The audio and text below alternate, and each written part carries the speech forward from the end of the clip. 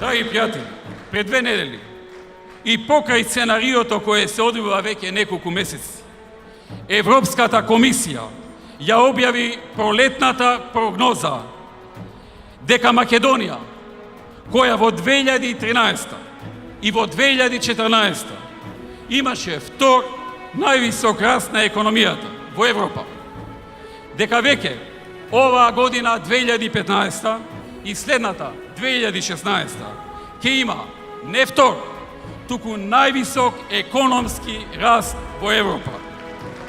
И оваа и следната година. Тоа значи и многу инвестиции, и многу нови работни места, и многу повисок извоз, и многу посилен туризам и така натаму. Кратко по оваа објава, во Македонија пристигна најопасната терористичко-криминална група во југоисточна Европа, со цел да ја дестабилизира Македонија, со искусни терористи од различни боишта и војни. За неполни 30 сати македонските полициски сили целосно ја неутрализираа оваа група. Македонските полициски сили покажаа невидена храброст, пожртвованост, одлучност и херојство во најсложената полициска операција досега.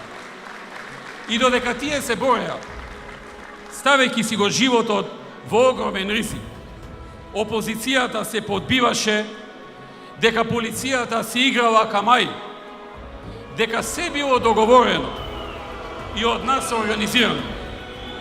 И тоа беше наменето за македонците, за граѓаните албанци, контролираните медиуми од СДСМ и Милчи работеа на нивно подпалување со дезинформации дека си убиени многу цивили, дека е убиено мало девојче и што ли уште не. Лагите излегоа на површина. Нема убиени и повредени цивили, а штетата настаната по имотите на луѓето кои живеат таму целосно ќе ја покрие државата. Не им успеа ни овој пат. Сакаа да не втурнат во меѓусебен конфликт. Не им успеа. Затоа ВМРО-ДПМН и Коалицијата за подобра Македонија ќе најде начин да го запре овој залет на правење штета на Македонија.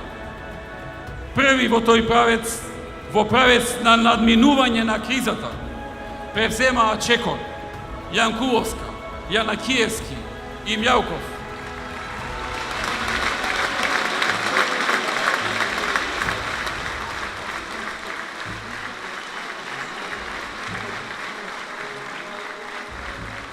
кој иако без било каква докажана вина, донесо одлука во интерес на државата да се повлече. Македонскиот парламент веќе покрена иницијатива за формирање на анкетна комисија.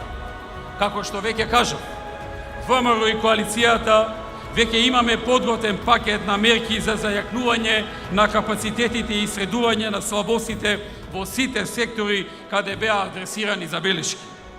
Со или без СДСМ, позитивните чекори ќе бидат направени, а СДСМ и ЗАЕВ постепено ќе станат изолирани во нивното деструктивно однесување.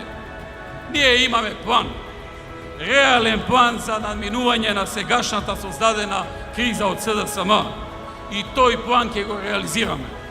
Ние нема да му дозволиме на ЗАЕВ тоа што со години го градиме во економијата, тоа што со години овој народ го чекаше, за да ја види и почувствува својата посветла иднина, силниот тренд на инвестиции и нови градби на нови производни и услужни капацитети и фабрики, силниот тренд на отворање на нови работни места, планираните 63.000 нови работни места во 4 годишниот мандат, силниот тренд на раст на извозот, кој годишно расте по 15 до 20%, силниот тренд на инвестиции во инфраструктурата, патиштата, железницата, енергетиката, авиособраќајот, здравството, образованието, силниот тренд на земјоделието, силниот тренд на реформи во многу области, како што се последните во новиот закон за администрација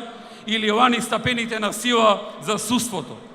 Силниот тренд на градење на Македонија и раѓање на нова перспектива и надеж за подобра иднина на младите, но и на повозрастните.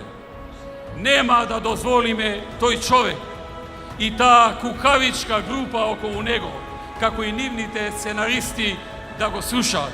Тоа нема да им го дозволиме.